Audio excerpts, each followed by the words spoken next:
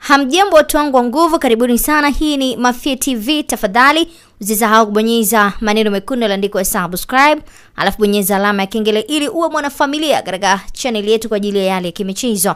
Na taarifa ambayo ninayo mikononi hapa ni kuhusiana na Prince Dube kutoka pale ndani ya kikosi cha Yanga, ambapo taarifa kutoka Afrika Kusini zinaeleza kwamba klabu ya Kaizer Chiefs iko katika mazungumzo kumpata mshambuliaji Prince Dube wa na klabu ya Kaizer inapambana kupata saini ya mshambuliaji huyo wa Yanga ambaye ni raia pale nchini Zimbabwe. Mpaka sasa Kaizer Chiefs imeshaanza mazungumzo na Yanga kupata huduma ya mchezaji huyo hatari katika dirisha kubwa lijalo ama dirisha kubwa la usajili. Na Prince Dube amekuwa na kiwango kizuri tangu ajiunge na Yanga, akiwa amefunga mabao 10 na ametoa pasi za mabao 7 kwenye mechi 20 za ligi kuu ya NBC Premier League. Kuondoka kwa Prince Dube ndani ya kikosi cha Yanga pengine kunaweza kuleta madhara kulingana na aina ya kiwango na mechi ambazo amecheza ndani ya kikosi cha Yanga. Performance inaridhisha, mwenendo wake ndani ya klabu, lakini pia ni miongoni mwa wachezaji ambao wanatazama na anaongoza kwa magoli ndani ya ligi kuu ya NBC Tanzania bara.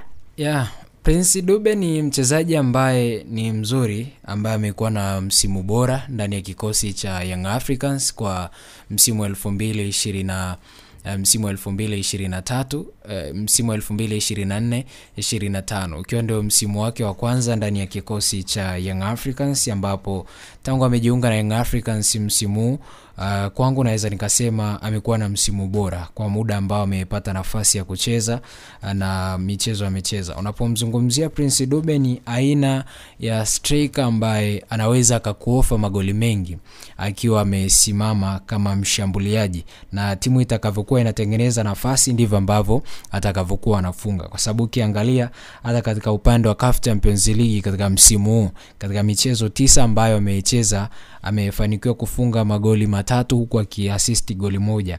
Na ukiangalia ni mtu ambaye amekuwa na performance nzuri ya kuridhisha, kwamba ni aina ya mchezaji ambaye Yanga bado anapaswa kuwa naye na malengo, hawapaswi kumwachia haraka kama ofa ambayo imekuja mezani wao, ikiwa inaonyesha kwamba Kaizer Chiefs wanamhitaji.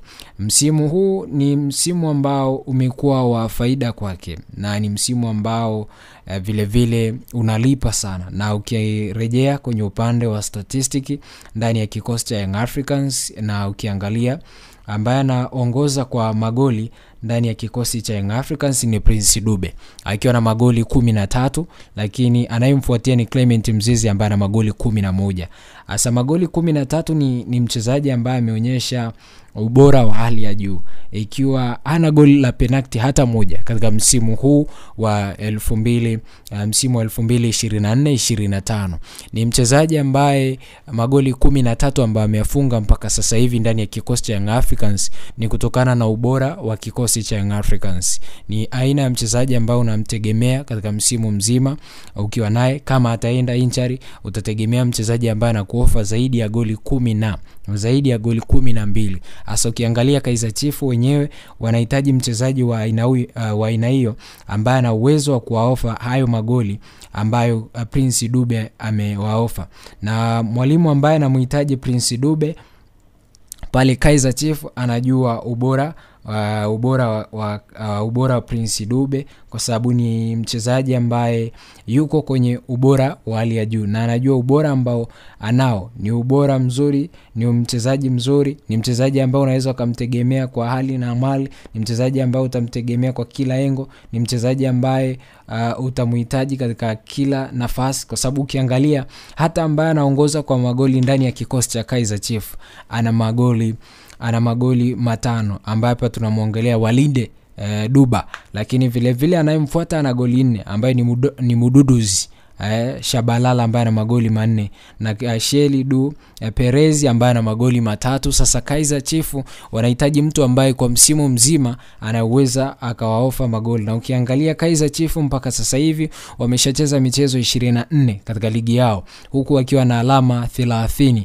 Huku kwenye takwimu za kushinda michezo unaona hawajawa na takwimu nzuri, kwa sababu katika michezo 24 ambayo wamecheza, michezo 8 ndio wameshinda, alafu michezo 6 wameenda sare, huku michezo 10 wakiwa wamepoteza. Kwenye idadi ya magoli ambayo wamefunga idadi chache ya magoli kuliko idadi kubwa ya magoli ambayo wamefungwa, wakiwa wamefunga magoli 24 huku wakiwa wameruhusu magoli 29. Sasa huyu mchezaji, unamhitaji mchezaji ambaye walau anaweza kufunga nusu ya magoli ama robo tatu ya magoli ambayo nyinyi mtakuwa mmefunga kwa msimu. Sasa Kaizer Chiefs wameangalia ni aina ya mchezaji gani ambaye anaweza kumpata, wakamwona ni Prince Dube, ikawa ni chaguo lao. Na mimi naamini mazungumzo ambayo yanaendelea kati ya Young Africans na Kaizer Chiefs ni mazungumzo ambayo yanaweza kupelekea Prince Dube kuelekea Afrika Kusini.